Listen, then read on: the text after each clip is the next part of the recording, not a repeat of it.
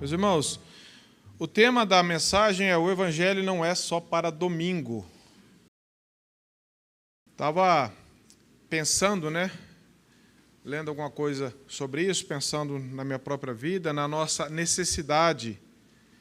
Como nós podemos cair numa religiosidade que nós tanto combatemos quando vemos aí, A religião tal, a seita tal, lugar tal. E às vezes a gente está fazendo alguma coisa parecida aqui com um pouquinho mais estruturada. É o risco nosso individual. Eu estou falando de nós estarmos enganados no sentido assim, ou então distantes daquela realidade que Deus quer para nós. Nós nos contentamos em vir ao culto nos domingos e um só. 2 já é demais. E tá bom. Deixa para domingo. Domingo eu ouço lá que vão ensinar e já tá bom. Aí eu recarreguei as baterias para a semana toda. Quando muito eu leio uma coisinha aqui, uma outra ali, curto um post ali e vou pingando, Vou tirando migalhas assim e me sinto satisfeito espiritualmente. Aí domingo eu volto lá para a reunião da igreja, sento lá, aí lá eu sou espiritual, lá eu canto, eu levanto a mão, eu prego, eu ouço a pregação. Aí na semana eu fico nessa alternância, É um pico de espiritualidade no domingo e uma baixa de espiritualidade na semana. Pico de espiritualidade no domingo e a vida nossa vai sendo assim. Será que é isso que é o Evangelho? Será que é isso que Deus quer de nós? Será que isso que é o padrão? Domingo todo eu dedico, gasto todas as minhas energias, minha mentalidade, os dons que Deus me deu para as coisas da terra. Só. Aí domingo eu separo o dia do Senhor e aí eu vou lá, ouço. Aí durante a semana de novo, será que existe essa divisão na nossa vida, que durante a semana eu cuido só das minhas coisas e dos assuntos terrenos e domingo daí não me fala de trabalho porque eu estou na reunião da igreja? Será que é dessa forma que nós devemos viver? Sabemos que não, mas muitas vezes estamos agindo assim, estamos vivendo assim. Assim como o Evangelho não é só para domingo, o Evangelho também não é só para garantir uma bênção futura. Eu sei, por exemplo, se você é um cristão genuíno, você sabe que Deus te livrou da condenação eterna. Nós cantamos aqui, nós escutamos aqui, você sabe que você foi feito filho de Deus, que nada pode tirá-lo das mãos do Senhor. Você tem uma segurança com relação à eternidade. Mas no seu dia a dia, às vezes, você vive inseguro. Você canta uma segurança eterna, mas vive inseguro com relação ao Evangelho no seu dia a dia. E essas coisas não devem ser assim. Por exemplo, nós lemos lá texto, vou só citar aqui, João 10, 28, 29, que diz, Jesus falando, eu lhes dou a vida eterna, jamais perecerão. Ninguém pode arrebatá-los das minhas mãos, Jesus falando, ninguém pode tirar vocês da mão do Pai. A gente conhece esse texto, a gente fala, graças a Deus, mas o que isso tem a ver no meu dia a dia, na minha segunda-feira, terça-feira, no meu trabalho?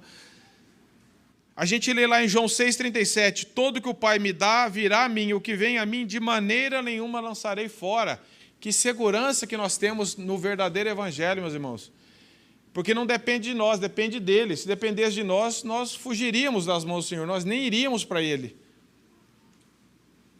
Nós lemos o texto de Romanos, que diz, Romanos 8:1, não existe mais condenação para os que estão em Cristo Jesus. Essa é uma segurança, uma verdade eterna. Para aqueles que estão em Cristo Jesus, não há mais condenação. Deus nos livrou de uma vez por todas. Pela graça dele, pela misericórdia dele, através da morte dele, nós temos segurança eterna. Nós lemos no mesmo texto de Romanos 8, 31 a 39, que nada e ninguém pode nos separar do amor de Deus. Quer uma promessa mais confortante do que essa? Não depende do que eu faço, do meu desempenho, do seu desempenho, depende do que foi feito na cruz.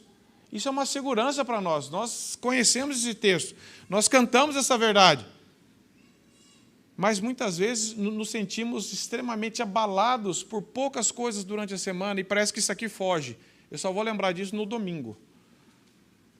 Nós lemos em Efésios que o Espírito Santo é o penhor, é o selo que nos garante que nós somos do Senhor. Nós lemos isso. Nós conhecemos, às vezes, esses textos, só que nós achamos que eles têm implicações só eternas e só devem ser lembrados no domingo. Esses textos, meus irmãos, e tantos outros, são o fundamento da nossa fé cristã, da nossa segurança em Cristo, da obra de Cristo. Mas muitas vezes existe uma lacuna, um abismo entre essas verdades que nos asseguram a vida eterna, que nós proclamamos domingo após domingo. Existe um abismo, um buraco enorme entre o que nós proclamamos domingo e o que vivemos durante a semana. Muitas vezes, talvez não é a sua realidade, mas todos nós lutamos com isso. Enquanto proclamamos segurança eterna em Cristo no domingo, ficamos completamente inseguros da providência de Deus, do amor de Deus, no dia a dia da semana. Será que tem que haver essa disparidade? Domingo eu apresento uma vitalidade espiritual, eu canto, sou de Jesus, Jesus é providência, Jesus é meu Pai. Aí pouca coisa, na semana a gente fica inseguro, fica extremamente ansioso, confuso. Será que Deus me ama mesmo?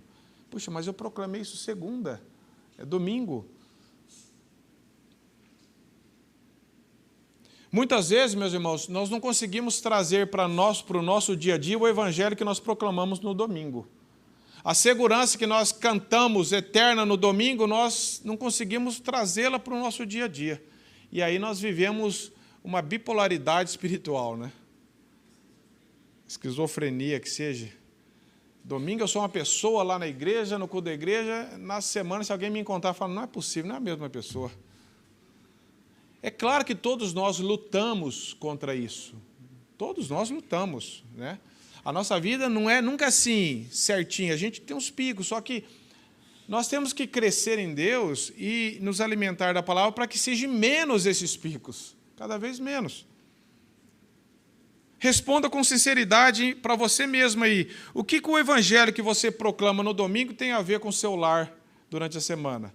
Qual a influência que o evangelho tem na sua vida domingo, o mesmo evangelho para a sua vida durante a semana? Quais as implicações que você trata do evangelho que você proclama no domingo no seu trabalho? O mesmo evangelho que nós proclamamos aqui, que nós lemos, que nós louvamos a Deus, que nós escutamos a pregação, qual é a influência que ele tem na sua e na minha vida, no nosso trabalho? Na hora que você está trabalhando, você lembra daquele evangelho que você proclama no domingo? Ele governa o seu trabalho, a sua mente no trabalho, ele governa a forma como você cria os filhos, como você é no casamento, como você se relaciona no seu tempo de lazer, em tudo que você faz.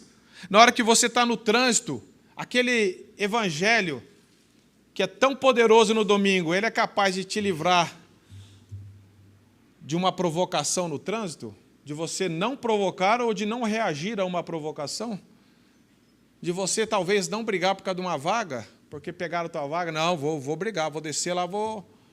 Será que nós... E o evangelho? E a longanimidade? E o abrir mão? E o perdão? Falei, Senhor, tem misericórdia, é a vaga para essa pessoa, é tudo para a vida dela, para mim não é. Eu vou achar outra ali. Ou coisas assim, provocações na família.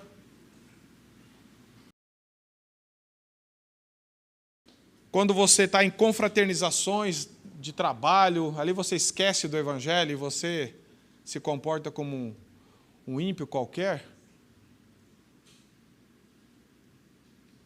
Nas conversas virtuais ou reais, você lembra do evangelho? Para ele governar suas palavras, as suas reações, as suas ações, a forma como você vai tratar as pessoas, na sua própria casa, marido e esposa, pais e filhos. O evangelho governa ali no dia da semana, sua casa transmite o ambiente do Senhor, de perdão, de amor, de longanimidade, de paciência, de respeito e amor um pelo outro, ou é na gritaria, é nos trancos e barrancos, e os vizinhos falam, nossa, pai, domingo a casa é um silêncio, mas dia de semana ali é um barraco de doido.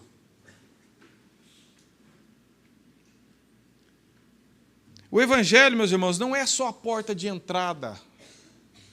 Ah, eu crio no evangelho, então agora eu sou evangélico, acabou. Agora eu posso viver aí e vou aguardar só a volta de Cristo. Será que é isso? O evangelho é só uma porta Jesus diz que ele é o caminho. O evangelho não é uma porta que você creu e agora não tem mais nada. Agora é só esperar ou morrer ou Jesus voltar. Não é isso. O evangelho é uma novidade de vida, é uma nova vida que Deus nos deu. Ele não deu assim, ó, eu vou te dar um bilhete para você entrar para o céu. Então, se você creu no evangelho, o bilhete está aqui. Vai vivendo do seu jeito. Quando chegar no dia da sua morte, ou eu voltar, você pega o bilhete e fala, eu tenho um bilhete para o céu aqui, ó. Não é isso. O evangelho é uma nova vida. É um novo estilo de vida, uma nova mentalidade. A palavra diz que nós somos feitos novas criaturas. Que antes nós vivíamos de um jeito, agora nós vivemos de outro, porque o evangelho, a graça que salva, ela transforma. Não é só para eu proclamar algo que agora eu sou um filho de Deus, mas eu vivo como? Como um filho de Deus deve viver? Ou eu só proclamo que eu sou um filho de Deus, mas as pessoas falam, de qual Deus que ele é filho? Porque não está se comportando igual. Então nós temos que analisar isso. É a mesma coisa, meus irmãos, o evangelho por arrependimento. O arrependimento para a salvação é um só. Quando Deus nos chama, ele nos leva ao arrependimento para a salvação. Só que a vida do cristão é um eterno arrepender. Porque se você é um cristão, se eu sou um cristão, e eu falo, não, eu já me arrependi já dos meus pecados. Graças a Deus me levou ao arrependimento. A bondade de Deus, que nem Paulo disse, me levou ao arrependimento. Só que agora eu não me arrependo de mais nada, não. Eu vou pecando, vou vivendo e... J. I. Packer, um pastor puritano muito bom, ele diz assim, quando nosso mestre Jesus disse, arrependei-vos, lá em Mateus 4,17, ele queria dizer que toda a vida do cristão fosse marcada pelo arrependimento. A nossa vida, nós ainda pecamos, nós ainda erramos, e nós temos que constantemente nos arrepender dos nossos pecados, da nossa incredulidade, da nossa vida. Então, um crente que fala, não, eu não me arrependo de nada, não. Tem muita gente que se diz evangelho, não, eu não me arrependo de nada que eu fiz para trás, não. Eu sou crente, mas não me arrependo. Então, não entendeu o evangelho. E se nós falamos, não, eu me arrependi, Deus me levou ao arrependimento, mas agora não. Agora eu erro assim, eu disfarço, eu não peço desculpa, eu vou levando... Porque o evangelho, ele transforma a nossa vida diária. Ele não é um assunto só para domingo, ele não é um assunto só que me garante a eternidade. Eu quero trazer para vocês que o evangelho... Embora nós possamos saber disso, mas chacoalhar um pouco o nosso comodismo de que Deus nunca teve a intenção de apenas nos salvar visando a eternidade. Ó, espere até a eternidade. E agora, Jesus, como que eu vivo entre a cruz e a volta de Cristo? Entre a primeira vinda e a segunda vinda, como que eu vivo? Será que não temos instrução para isso? É de cada um de um jeito? Não, não é. Sabemos que não é. Todos nós...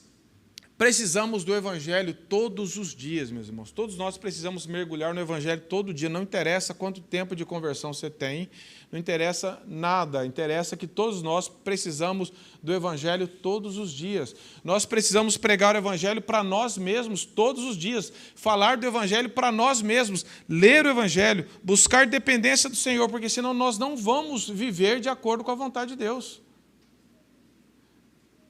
Se nós não entendemos ainda que nós precisamos do evangelho todo dia, é de se duvidar da minha conversão. Fala, por que eu creio que eu fui salvo pelo evangelho?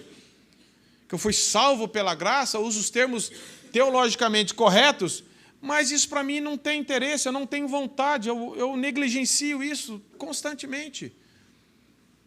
Eu vivo só da refeição de domingo. Eu vivo só da refeição que a igreja oferece domingo, mas durante a semana eu vou vivendo por conta própria. Crente que não sabe nada da palavra, que não gasta tempo com oração, que se perguntar por que ele crê, ele vai no site GPT. Por que eu creio?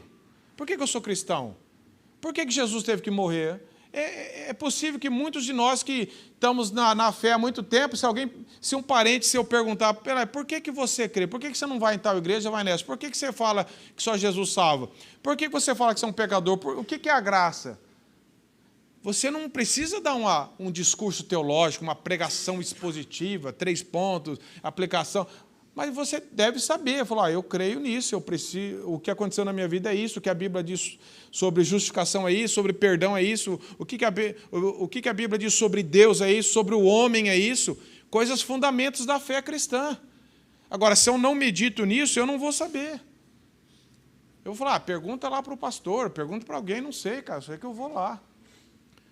Nós temos que entender que eu estava lendo sobre isso e um teólogo, Charles Hodge, ele diz assim, Deus não justifica igrejas, Deus justifica pessoas.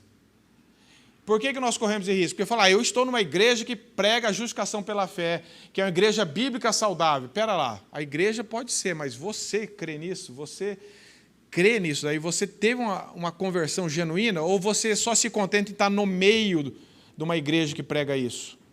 Deus tem compromisso com pessoas, e pessoas formam a igreja, no sentido de corpo de Cristo. Agora, é possível estar no meio, reunindo numa igreja que ensina isso, que prega isso, e eu mesmo não sei o que é isso. E não quero saber, não. Só de estar lá está bom. Esse que é o problema. Nós precisamos desenvolver a nossa salvação, conhecer a Deus. E aqui eu trago uma frase de Jerry Bridges. Ele tem um livro que chama O Evangelho para a Vida Real. Você pode ler esse livro, vai te ajudar. Ele diz assim, por que tantos crentes, incluindo aqueles profundamente sérios em seu compromisso cristão, vivem vidas de desespero silencioso? Você já viu o que é desespero silencioso? O cara por dentro está corroído, mas está quieto. Uma resposta a isso é que temos uma visão truncada do Evangelho, que tende a enxergá-lo apenas como uma porta que atravessamos para nos tornarmos cristãos. Nesta visão, o Evangelho serve somente aos incrédulos, como se uma vez que eu me tornei cristão, eu não precisasse mais dele, exceto para compartilhá-lo com as pessoas que ainda estão do lado de fora da porta. Olha só, é interessante. Muitas pessoas cristãs acham que elas precisam do Evangelho para evangelizar os outros, mas elas mesmas não precisam mais, porque elas já creram. Então eu preciso só de falar para os outros, mas o Evangelho é tanto para crente quanto para incrédulo.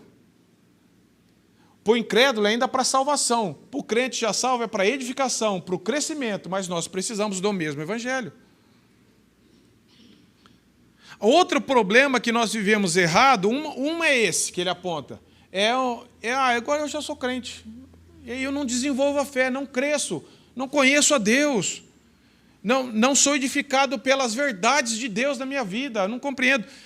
Como Paulo disse, nós não conhecemos as insondáveis riquezas de Cristo. Nós nos contentamos só de ouvir alguma mensagem boa, escutar, mas nós temos, Paulo diz, insondáveis riquezas de Cristo. Conhecer a Cristo pela palavra.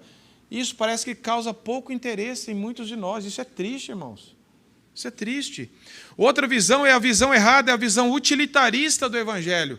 Pessoas que vão para a igreja, o que o Evangelho pode fazer por mim?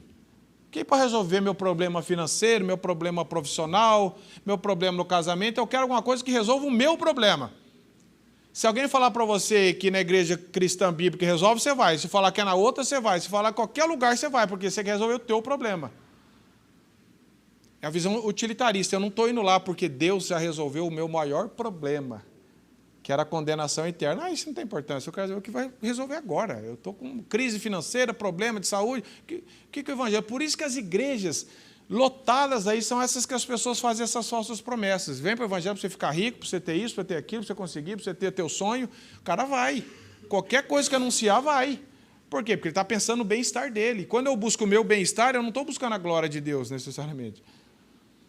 Então, quando eu tenho uma visão utilitarista do Evangelho, eu perco o temor de Deus. Eu quero usar o Evangelho para algum desejo pessoal meu, para algum desejo egoísta. Eu deixo de enxergar o Evangelho como ele é. No máximo, eu quero ter certeza que eu não vou para o inferno. É o famoso seguro contra incêndio, que assim a gente brinca. Não vou para o inferno, tá bom. Será que é isso? Infelizmente, meus irmãos, essa lacuna existe, né? Eu creio numa segurança eterna, não vou para o inferno, mas e na semana? E aí eu quero trazer o texto de Tito. Queria que os irmãos abrissem lá em Tito. Os conselhos que Paulo nos dá aqui no capítulo 2, versos 11 a 14. Eu quero mostrar com esse texto, meus irmãos, como que o Evangelho ele nos dá segurança eterna. Isso é um aspecto do Evangelho. Ele nos traz uma segurança eterna por causa de um fato que já aconteceu e nos traz uma confiança para vivermos o hoje. Olha o que Paulo diz aqui, Tito 2, 11 a 15. Vamos ler até o 15. Diz assim: porquanto a graça de Deus se manifestou salvador a todos os homens, educando-nos para que, renegadas a impiedade e as paixões mundanas, vivamos no presente século sensata, justa e piedosamente, aguardando a bendita esperança e a manifestação da glória do nosso grande Deus e Salvador Cristo Jesus, o qual a si mesmo se deu por nós, a fim de remir-nos de toda iniquidade e purificar para si mesmo um povo exclusivamente seu, zeloso de boas obras. Diz essas coisas, exorta e repreende também com toda autoridade, ninguém te despreze. Olha só, o Evangelho não apenas nos salva do inferno, mas nos transforma diariamente. O Evangelho não é uma teoria religiosa, ele é o poder de Deus agindo na nossa vida real. O contexto aqui, Paulo está falando, porquanto a graça de Deus se manifestou salvador a todos os homens, não está falando de salvação universal, meus irmãos. O contexto, Paulo está falando desde o capítulo, verso 1 aqui, as classes de pessoas. Está falando de homens, escravos, mulheres.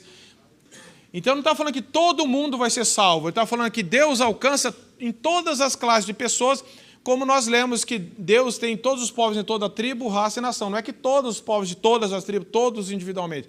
Mas Deus não despreza nenhuma classe. Até a classe de escravos que tinha, Deus alcança pessoas em todas as classes.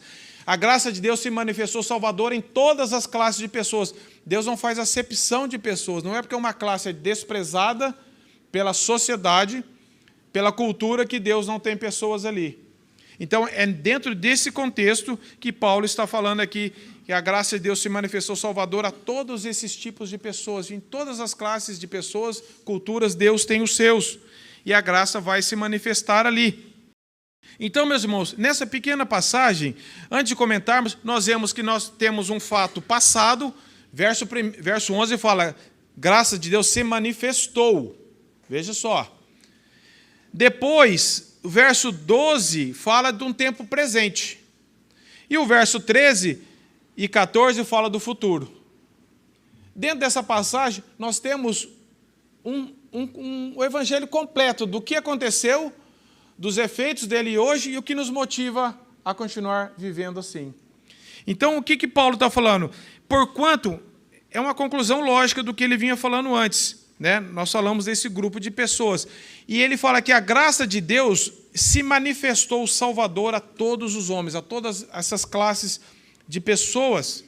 A graça de Deus se manifestou. Como que ela se manifestou? Como que a graça de Deus já se manifestou? Na cruz, meus irmãos. Quando Jesus veio, quando o Velho Testamento e até então, Jesus tudo apontava para o sacrifício de Cristo, para a pessoa de Cristo. E lá em Efésios, nós lemos que Paulo fala do mistério do Evangelho. O que é o mistério do Evangelho? Foi revelado agora em Cristo, uma nova humanidade, a igreja, o sacrifício de Cristo. Então, a graça de Deus é o próprio Jesus que se manifestou em carne, se fez homem, morreu na cruz, para pagar os nossos pecados. Aquilo foi uma manifestação pública. O Evangelho foi realmente manifesto ali na pessoa de Cristo. Isso já aconteceu. O amor de Deus já foi provado por mim e por você. Se você estiver orando, Senhor, prova o seu amor para comigo. Leia a Bíblia. Mas Deus prova o seu amor para conosco pelo fato de ter enviado Cristo morrer pelos nossos pecados. Eu não preciso mais de prova do amor de Deus. Já está provado. Ele mandou o que ele tinha de melhor e único para morrer por nós. A graça se manifestou. E não foi apenas uma manifestação pública, um exibicionismo de poder, foi graça salvadora. A graça se manifestou salvadora. Por quê? Porque nós estávamos perdidos. Nós estávamos perdidos em nossos pecados. E Jesus não veio morrer apenas para falar assim, ó, o que eu sei fazer, ó, o que eu posso fazer, eu vou morrer, vou ressuscitar para todo mundo ver que eu tenho poder. Não é essa a finalidade, nós sabemos. Foi para nos salvar. O perdido era nós. O propósito divino de tudo que Cristo fez é a nossa redenção. Por isso, se você crê num Deus apenas criador e não redentor, você não entendeu a graça. Eu até creio que existe um Deus criador, mas esse Deus que você crê é o redentor que morreu pelos seus pecados? Essa graça se manifestou salvadora na sua vida também? João 17 diz que a graça e a verdade vieram por meio de Jesus. Ela se manifestou, meus irmãos. Sabe por quê? Porque se ela não se manifestasse, se não se revelasse por misericórdia e graça, nós nunca iríamos descobrir isso. O Evangelho fala da graça que se manifestou, não do homem que descobriu, não do homem que foi atrás, não do homem que teve interesse, mas da graça que se manifestou. Isso é o Evangelho. A graça se manifestou porque senão nós estaríamos perdidos eternamente. Não fala do homem buscando a Deus, do homem descobrindo a Deus, do homem desejando desde sempre ter uma vida piedosa. Não, fala do Evangelho que foi manifesto na cruz. A graça de Deus foi nos dada antes do início dos tempos e foi revelada nessa nossa linha do tempo para nós vermos que Jesus é aquele Messias prometido. O centro da vida cristã não é o homem tentando alcançar Deus. Isso não existe. O homem está morto nos seus delitos e pecados. O Evangelho é Cristo vindo até o homem morto e dando vida a ele. E a todas as pessoas, nós já falamos sobre isso no verso 11. João Calvino ainda diz, para reforçar, que a salvação vem ao encontro de todos os homens. Paulo tinha em mente aqui especialmente os escravos de quem estivera precisamente falando. Ele não está se referindo a pessoas individualmente, mas antes a todas as classes de pessoas nas suas mais diversas formas. E põe forte ênfase sobre o fato de que a graça de Deus se condescendeu até mesmo dos escravos. Visto que Deus não despreza nem mesmo a mais humilde e a mais degradada classe de pessoas, seria extremamente irracional se porventura nós fizéssemos negligentes em abraçar a sua generosidade. Essa semana retrasada, eu estava falando lá no estudo de Jataizinho, no estudo lá da Igreja das Casas, sobre aquele fato de Marcos do cego, que estava clamando, Jesus, filho de Davi, tem misericórdia de mim, e as pessoas mandando ele ficar quieto. Para de perturbar, e ele gritava mais, para de perturbar. As pessoas desprezavam aquela pessoa. Eles estavam interessados na comissão que estava seguindo Jesus. E Jesus foi atender um cego de nascença, estava ali, gritando, clamando, e disse que quanto mais ele clamava, mais a turma mandava ficar quieto. Aí Jesus falou assim, vem cá, traz ele aqui. Esse é o Evangelho da graça a todas as pessoas. As pessoas que a sociedade ia falar, esse aqui, você acha que Jesus vai atrás desse aqui, coitado? Ninguém está dando bola para ele.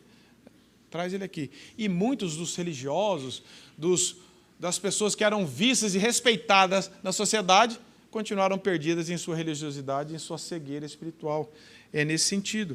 Então, nós vemos que a graça já se manifestou. É um fato consumado de uma vez por todas, meus irmãos. Nós precisamos entender isso, para que nós possamos dar continuidade no verso 12. Essa graça que salvadora, que se manifestou, ela continua tendo efeito na minha e na sua vida todo dia, senão ela não se manifestou para mim ainda, eu não criei nisso ainda. Porque o verso 12 diz, a primeira característica da graça salvadora manifestada é que ela nos educa para viver uma vida correta diante de Deus. Não é uma vida moral perante as sociedades. Agora eu sou melhorzinho do que antes. Nossa, antes eu era briguento, agora eu não sou briguento. Não é só aspecto moral, são reflexos. Mas a graça de Deus, ela nos educa. É a mesma expressão que Paulo usa lá em 2 Timóteo 3,16. Toda a Bíblia é inspirada por Deus e útil para nos educar na justiça, educar na justiça, na instrução, na correção. A palavra de Deus, ela não apenas absolve, ela discipula, ela cativa, ela não apenas salva do inferno, ela transforma dia a dia. É um treinamento, é uma nova vida. A graça nos educa, nos guia para vivermos em santidade. Educa aqui no sentido de um pedagogo mesmo, que está ensinando, a graça está nos ensinando a viver a nova vida, a viver de acordo com a graça de Deus, a não viver mais a velha vida, só mudar alguns hábitos, só mudar alguns costumes. É uma nova vida. A graça de Deus nos educa, nos ensina a fazer isso. E como que ela nos ensina? Como que ela nos educa? Através do Espírito Santo, do Evangelho. O primeiro aspecto que nós vemos aqui, meus irmãos, ele traz dois aspectos negativos. Negativos não no sentido de ser ruins, mas no sentido de que nós temos que rejeitar. O Evangelho, ele sempre traz a boa notícia porque tem uma má notícia. Ele sempre aponta o que nós não devemos fazer e o que nós devemos fazer. Se você for estudar, por exemplo, o Salmo 1, você vai ver, bem-aventurado aquele que não anda, não se assenta, não se detém e tem prazer na lei do Senhor. Tiago 1 fala que nós devemos nos despojar do acúmulo de maldade para acolher com mansidão a palavra de Deus. Sempre fala de uma renúncia, do que eu tenho que rejeitar. Eu não posso apenas ir, eu tinha uma vida errada, agora eu só estou com o evangelho, mas não me arrependi, não estou rejeitando, não estou lutando contra isso, eu só estou colocando mais coisa na minha mochila, não estou tirando as tranqueiras. Não é isso. Então, Paulo ele trabalha dois aspectos. A graça nos educa, primeiro, para quê?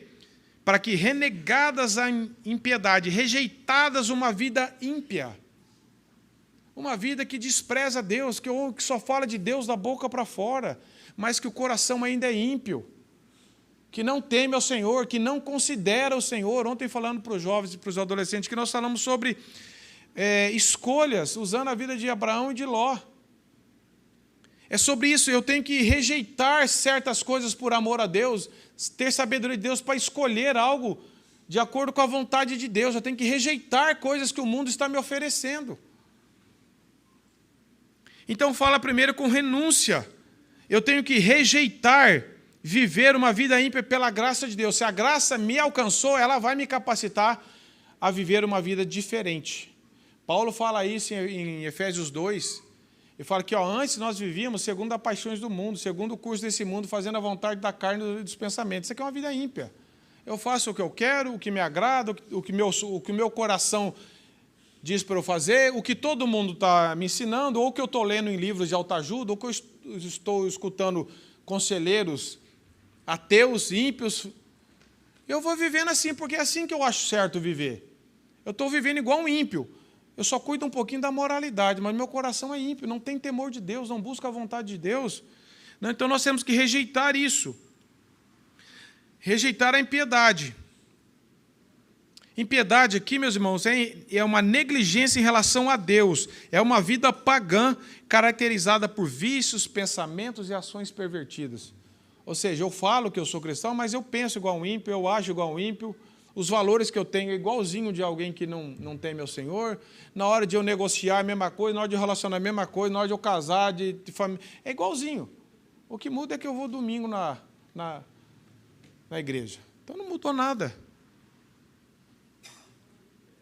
É uma impiedade, fala de nós rejeitarmos uma vida religiosa de aparência, de quem realmente não conheceu a Deus ainda, de quem está se contente só com a fachada.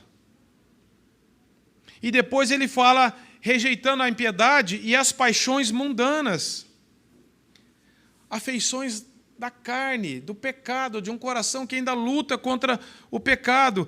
Pode ser desejo sexual desordenado, pode ser pornografia, alcoolismo, desejos excessivos de coisas desse mundo, de bens materiais, pode ser agressividade, prazeres ilícitos, consumismo desenfreado, qualquer coisa que atrai as paixões carnais, aquele que faz bem para o nosso velho homem, tipo assim, fez comigo, eu faço também, falou, eu falo também, ou eu quero viver do meu jeito, eu quero me divertir do meu jeito, eu quero viver de acordo com as paixões que me atraem, o velho homem. Quando nós continuamos a ceder, por vezes ainda vamos cair no pecado. Por isso tem o arrependimento, por isso tem a volta para Cristo, por isso Deus é misericordioso. Mas aqui nós estamos falando daquela pessoa que continua nessa prática. Ela não luta contra isso. E uma das evidências, meus irmãos, que nós estamos regenerados, é que nós temos luta contra o pecado. J.C. Ryle tem um livrinho que chama Vivo ou Morto. Se você tem lutado diante de Deus, se você tem clamado por misericórdia, é um sinal que você está vivo espiritualmente. Se você tem cedido a todo tipo de tentação, de paixão carnal, e aqui tem a vida assim mesmo, Deus é amor, quem não peca, esse tipo de justificativa, biblicamente você não entendeu o Evangelho. E Paulo fala assim, como que nós vamos continuar no pecado? Se nós falamos que nós morremos para ele. Se nós falamos que nós estamos debaixo da graça, mas eu vou viver no pecado, e ainda com a desculpa para vir mais graça, não tem lógica. Então, é uma forma. Calvino aqui também nos ajuda, ele diz assim, essas paixões carnais são todas as afeições da carne. E olha o que ele diz, interessante, visto que a nossa única consideração está voltada para o mundo até que Deus nos atraia. Enquanto Deus não nos atrair com a sua graça salvadora, o que nós vamos querer é paixões mundanas, meus irmãos. seja ela paixões moralistas. Você pode pensar, mas eu não sou um cara imoral. Mas você pode, paixões mundanas com a moralidade. Eu confio em mim mesmo, eu sou um cara bom, eu sou um cara certinho, eu não preciso de Jesus, eu sou um cara cheio de justiça própria. Paixões carnais, porque não exalta Cristo, exalta você. E ele diz assim, a meditação sobre a vida celestial começa depois da nossa regeneração. Antes disso, todos os nossos desejos estão direcionados para o mundo e aderidos a ele. É o que Paulo fala em Efésios 2. E a característica dos ímpios é o quê? É fazer a vontade da carne e dos pensamentos, ou seja, é buscar as paixões carnais. E Paulo está falando assim, se a graça se manifestou salvadora, você precisa lutar contra isso, rejeitar isso. Você vai ser tentado, por vezes ainda podemos cair, misericórdia de Deus. Confessemos, Senhor, tem misericórdia de mim e me perdoa, eu não tenho prazer nisso, eu não quero viver assim, Senhor. Eu quero rejeitar essas coisas que o mundo coloca como bandeja para nós, como sinal de felicidade. Senhor, eu quero rejeitar, porque isso não te agrada. 1 João, lá nós lemos que nós devemos rejeitar as concupiscências da carne, dos pensamentos. E agora, meus irmãos, Paulo aponta 3 formas. Primeiro, pela graça salvadora de Deus, nós vamos rejeitar isso. Deus vai nos capacitar, se nós somos cristãos. A mesma graça que nos salvou nos capacita. E agora Paulo vai trazer 3 evidências de quem realmente foi alcançado pela graça, de uma vida prática no seu dia a dia, não só do domingo. Olha só, verso 12 ainda, parte B. Rejeitar a impiedade e as paixões mundanas para que vivamos aonde? No presente século, ou seja, nesse mundo onde Deus nos colocou, no trabalho, na sua família, no seu dia a dia, não só no domingo na igreja. Mas para que nós vivamos, porque Jesus já orou, não peço que tire do mundo, mas que livre do mal. Como que nós vamos ser sal da terra e luz do mundo se nós vivemos isolados? Agora, eu viver no mundo, sem ser do mundo, isso é santidade, é separação. Eu estou vivendo num ambiente caótico, imerso no pecado, mas pela graça de Deus, separado para o Senhor, tendo uma nova vida. Isso que é ser luz no mundo. Então, Paulo está falando 3 formas que nós vamos viver no presente século, de forma sensata. Sensatez aqui, meus irmãos, é o oposto de insensato. A Bíblia, quando fala do insensato, lá em Provérbios, em Salmos, o insensato é o tolo. É o que não considera Deus, é o que é governado pela própria paixão carnal, pelo coração dele. Siga o teu coração, que você vai ser um insensato. O insensato é aquele que vai buscar a felicidade de acordo com o que o coração dele ensina, de acordo com o que a sociedade ímpia ensina. Então, sensatez tem a ver a nós mesmos. Sensatez é levar a vida a sério diante de Deus, mortificando as paixões e desejos carnais, para a sua vida como cristão individual. Isso durante a semana, todo dia, de sábado, domingo, segunda, todo dia. Sensatez é falar assim, eu quero levar minha vida com o Senhor a sério, eu quero ter uma vida em santificação. É importar com a santificação, é crescer em Deus para que o fruto do Espírito, inclusive o domínio próprio, apareça. Alegria, gozo, paz. Eu não sou levado por pensamentos mundanos. O sensato é que ele consegue remir o tempo, porque os dias são maus. Paulo fala isso em Efésios 5, 15 a 17. O insensato, ele vive porque ele acha que tudo que ele tem é esse mundo. Eu quero ser feliz aqui, eu sei que eu não vou levar nada mesmo, mas eu quero acumular. E eu quero viver para esse mundo. Esse é um insensato. O sensato é falar, Senhor, eu quero viver para os valores eternos. Me dê graça para viver aqui para a tua glória, na onde o Senhor me colocar, com os dons que o Senhor me colocar, mas os meus valores são eternos. Essa é a primeira forma, sensata, fala de uma vida, meu irmão, não é só do domingo, fala da nossa vida, a rotina. Segunda característica, justa, em relação às pessoas. Não é justa no sentido que eu não erro, eu sou justo, eu justiça própria, não é isso. Ele está falando aqui de nós agirmos com integridade nos nossos relacionamentos. Agirmos, sermos pessoas de confiança em nossos relacionamentos, pessoas honestas, íntegras, no seu trabalho, nos seus relacionamentos. As pessoas veem integridade em você? Vê o resultado do Evangelho no que você fala, na como você trata as pessoas, na como você relaciona com as pessoas. Pode ser na igreja, na sociedade, relacionamentos corretos. Por causa da justiça de Cristo em nós, Ele nos capacita a vivermos. Ou você é aquela pessoa que fala assim, ih, rapaz, esse cara ainda fala que é crente?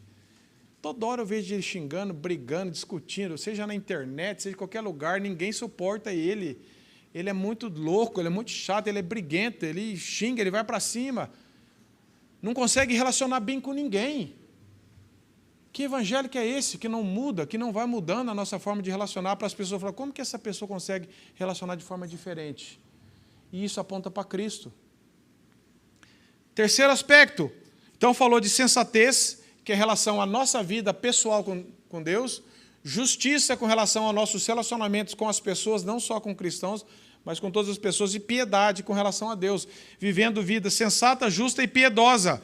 Piedade fala com relação a Deus, viver uma vida de reverência diante de Deus, seja sozinho, ou seja na igreja, seja no trabalho, seja no trânsito, você é alguém que reverencia e busca o caráter de Deus, você é uma pessoa piedosa, você que teme a Deus. Você quer trazer a glória de Deus em tudo que você faz. Você tem uma profunda reverência por Deus, porque você sabe que Deus te conhece perfeitamente e é a Ele que você vai prestar conta. Você sabe que o Espírito Santo habita em você. A graça não capacita apenas a viver no domingo assim, mas ela exige que nós vivamos todos os dias assim, sensata, justa e piedosamente. Primeiro, rejeitando vida que não tem nada a ver com isso. O Evangelho, meus irmãos, ele muda o marido, a esposa, os filhos, o patrão, o empregado, o jovem, o idoso, qualquer classe de pessoas. O Evangelho muda. O Evangelho, meus irmãos, o cristianismo não é apenas uma emoção no culto, é uma transformação na nossa vida diária. Como que é a sua casa? Como que é o seu relacionamento dentro da sua casa primeiro? No trabalho, você é alguém que as pessoas falam, esse é um cristão. Ah, por quê? Você descobriu que ele vai na igreja? Que não, cara, ele é diferente. Eu fui até conversar com ele. Ele age diferente, os valores dele são diferentes. Ele é uma pessoa confiável, pessoa íntegra. Mas ele não é orgulhoso, não é arrogante. Ele não é cheio de si mesmo. Ele tem um amor fraternal, ele fala de Cristo, ele expressa, a casa dele é uma casa que, um exemplo, com problemas, mas um lar cristão.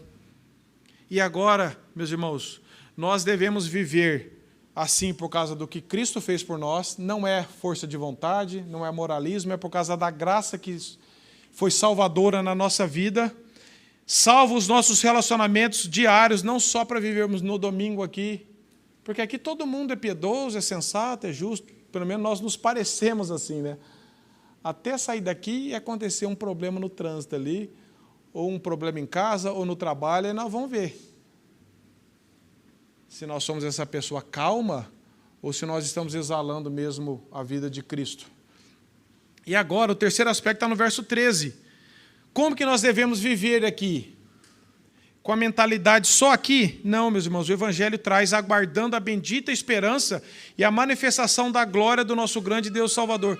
Um cristão que foi alcançado pela graça salvadora, ele vive no presente, ele rejeita a forma ímpar, ele luta contra as paixões carnais, ele quer viver de forma sensata, justa, íntegra, mas a mente dele está onde?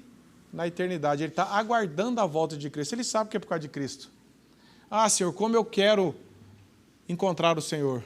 Como Paulo diz, o viver para mim é Cristo, morrer para mim é lucro. Paulo vivia assim. A mentalidade dele aguardando a bendita esperança. Esperança para nós, meus irmãos, muitas vezes é probabilidade, né? Ah, eu espero que amanhã faça sol. Não sei se vai fazer, mas na Bíblia não é. Na Bíblia é certeza. Esperança é certeza. A bendita esperança não é a bendita probabilidade, vai que Jesus vem. É a certeza de que Ele virá. É a bendita esperança que nos traz alegria, que nos dá força para viver o hoje, no meio de um mundo caótico, vivermos de forma sensata, justa e piedosa, aguardando a volta de Cristo. Quantas vezes você e eu nos pegamos aguardando a volta de Cristo, meus irmãos? Quando eu penso nisso, eu falo, Senhor, tem misericórdia. Como a gente vive, pelo menos eu, como eu vivo, muitas vezes eu queria desejar muito mais, aguardar muito mais a volta de Cristo. Muitas vezes a gente está vivendo aqui, que eu tenho que viver certo aqui, tá? Mas e aguardando a bendita volta de Cristo, a manifestação, que nós vivemos entre a primeira e a segunda vinda de Cristo. Nós esquecemos que Cristo vai voltar. Quando nós esquecemos disso, nós não conseguimos viver de forma sensata, justa e piedosa. Você fala assim, parece que tudo se resume a esse mundo.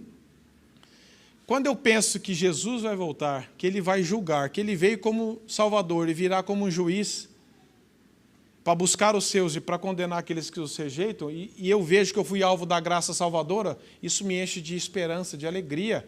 Senhor, isso me capacita a continuar vivendo de forma sensata, justa e piedosamente, porque eu sei que Jesus vai voltar. Ele não nos abandonou. Eu sei que isso aqui é por tempo determinado. Os crentes que mais vivem em santidade hoje são os que mais pensam na volta de Cristo.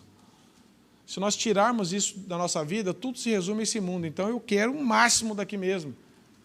Mas, Senhor, eu quero viver, eu quero fazer as coisas que o Senhor me permite com diligência, mas o meu coração está na tua volta. E aí ele diz no verso 14, esse Salvador e Cristo Jesus, quem é ele? Paulo ainda fala, o qual a si mesmo se deu por nós. Meus irmãos, isso aqui não nos enche de esperança e de alegria para vivermos o hoje e aguardar aquele que se deu. Jesus teologicamente não foi morto. Ele deu a sua vida. Ninguém pegou Jesus numa emboscada e saiu arrastando ele. Eu não quero ir para a cruz, eu não quero. Me pegaram, desculpa, gente. Jesus, ele deu, ele sempre falou que ele veio para isso. Ele deu voluntariamente a vida dele para que nós tenhamos vida ao crermos no que ele fez, morrendo pelos nossos pecados. Ele se deu por nós. Todo o Evangelho fala disso, de um Deus que se deu por nós. Por amor de nós, ele deu a própria vida. Para quê? Para eu viver do meu jeito? Para eu viver de qualquer jeito? Para eu viver aproveitando esse mundão aqui? Não. A fim de remir-nos de toda iniquidade, pagar os nossos pecados, que eram infinitos, e ninguém podia fazer isso a não ser Jesus. E ele deu a vida dele para remir de toda iniquidade e para purificar, que fala de uma santidade de um povo, purificar para si mesmo um povo exclusivamente seu. Santidade fala de pureza e separação. Santidade fala que nós somos separados por Deus, vivendo nesse mundo, mas de forma separadas para a glória dele. E também fala de pureza. Santidade fala de abandono de pecado. Por isso que Paulo está falando de lutar contra a paixão carnal. Rejeitar o pecado. Então ele está falando de purificar para si mesmo um povo exclusivamente seu, zeloso de boas obras. As obras só entraram aqui depois que Deus já fez tudo. E a gente só foca nas obras. Então é pelas obras. É pelas obras do Pai, do Filho e do Espírito. Pelas obras de Deus que nós somos salvos. As obras são evidência de alguém que foi salvo pela graça, de alguém que pela graça está lutando contra as paixões carnais, que está vivendo de forma santa. Isso é obra, é para nós andarmos de acordo com a vontade de Deus. Paulo fala isso em Efésios 2:10. Andarmos pelas obras que ele já preparou para nós de antemão. Não está falando de nada que eu e você somos capazes. O texto fala totalmente contrário disso. Ele aponta somente para a graça de Deus, para a glória de Deus. E aquele que é salvo pela graça, não adianta falar, eu sou salvo pela graça, mas a minha vida não demonstra obra nenhuma da graça salvadora. Eu não luto contra o pecado, eu não procuro viver de forma sensata, justa e piedosa, eu não estou aguardando o ódio de Cristo, mas sou salvo pela graça, porque eu aprendi a expressão salvo pela graça. Não tem evidência, meus irmãos. O fruto do Espírito é visível, aparece lá, Paulo fala, Gálatas 5:22. O fruto é do Espírito em nós. Então, se minha vida não está demonstrando nada disso, meus irmãos, por que eu posso ter certeza que eu fui salvo pela graça, se a minha vida não demonstra nenhuma obra da graça salvadora?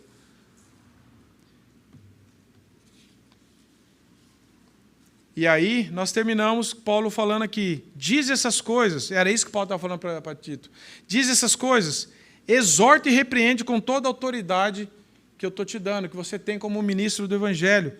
Ninguém te despreze. Meus irmãos, não despreze essa exortação da palavra de Deus. Não despreze que nós podemos olhar para trás e ver a manifestação do amor de Cristo na cruz por nós. Para que nós vivamos não apenas o Evangelho de domingo, ou não apenas proclamando segurança eterna, mas porque o Evangelho nos traga segurança nas nossas lutas, nos nossos temores. Quando eu e você estivermos passando por crise, seja ela de saúde, familiar, financeira, confiemos em Deus. Senhor, o Senhor não me abandona. O Senhor está comigo. Eu quero submeter à tua vontade. Eu quero buscar o Senhor para ter descanso em meio a isso. Viva o hoje, todos os dias. Agora, como que nós vamos viver de forma sensata, justa e piedosa se eu não vou para a palavra, se eu não medito na Bíblia, se eu não gasto tempo com o Senhor, se eu gasto a minha semana inteira só com coisa do trabalho, lucro, perda, como que eu vou viver? Não tem chavinha que liga e desliga. A nossa vida é um depender diário da palavra.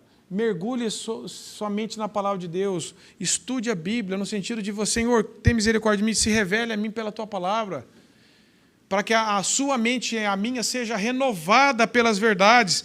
Para que isso nos faça viver de forma sensata, justa e piedosa, aguardando a bendita volta do Senhor. Porque senão nós vamos viver perdidos e confusos aqui, achando que a nossa vida é isso aqui mesmo. Eu até sei que Jesus vai voltar, mas eu não estou aguardando. Eu já li que Jesus vai voltar, mas aguardar é diferente. É aquela criança que o pai foi viajar, ela acredita que o pai vai voltar, mas ela não está esperando todo dia. Ou aquela criança que fala assim, será que é hoje que meu pai vai voltar? Eu estou aguardando ele.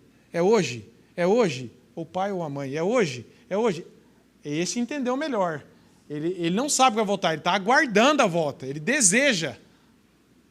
E muitas vezes, eu sei que Jesus vai voltar, eu sei, mas não estou aguardando, eu não oro sobre isso, eu não vivo em função disso, eu desconsidero isso nas minhas escolhas.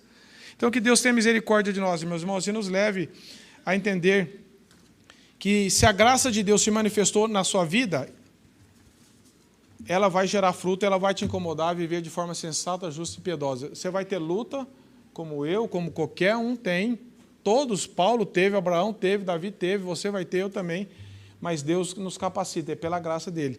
E se você não está entendendo nada, o que é isso que ele está falando? Clame a Deus para que Jesus se revele a você, para que você conheça o verdadeiro Evangelho. E viva crendo naquilo que foi feito na cruz, que interfere na sua vida hoje e te dá esperança para estar eternamente com Ele.